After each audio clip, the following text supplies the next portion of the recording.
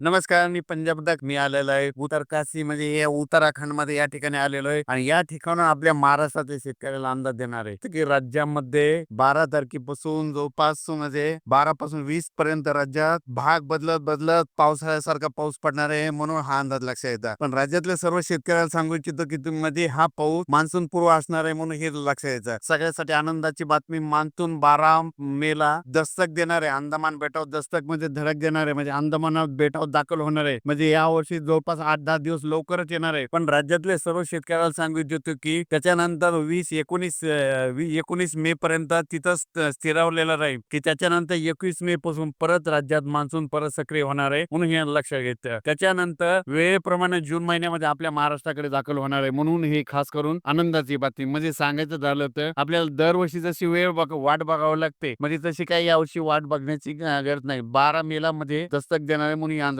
पण राज्यामध्ये मात्र 11 मे पासून ते 20 मे पर्यंत दररोज भाग बदलत पावसाळ्यासारखा पाऊस पडणार आहे म्हणून हा अंदाज लक्षात घेतात. ज्यांची हळद असेल, ज्यांचा कांदा असेल, तुम्ही काय करता काढून झाकण्याची तयारी ठेवा. आणि ज्यांच्या ऊसावाल्या शेतकऱ्यासाठी खूप आनंदाची बातमी, कारण की राज्यामध्ये काय झालं की यावर्षी ऊसासाठी पाणी कमी पडत आहे म्हणून सर्व शेतकऱ्याला आनंदाची बातमी की ऊसाला तुमचे 2 पाणी वाचतील असा पाऊस पडणार आहे. ऊसाच्या सऱ्यामध्ये पाणी साचल असा पाऊस पडणार आहे म्हणून हा अंदाज लक्षात येतात. म्हणजे खास करून ही ऊस शेतकऱ्यासाठी आनंदाची बात, कारण की राज्यामध्ये जवळपास 30 मे पर्यंत असा दररोज 2-2 दिवस भाग बदलत बदलत आज या भागात उद्या त्या भागात पावसाचा पाऊस पडतच राहणार आहे की मान्सून पूर्व पाऊस असणार आहे म्हणून हे लक्षात घ्यायचं. 12 मेला जरी मान्सून दस्तक देणार असला तरी 21 मेला तिथून पूर्व पदावर परिस्थिती सुरळीत होत जाईल आणि 21 आणि जून महिन्यामध्ये मात्र आपल्या महाराष्ट्रात दाखल होणार आहे. अचानक वातावरणात बदल झाला लगेच एक मेसेज दिला जाईल. धन्यवाद.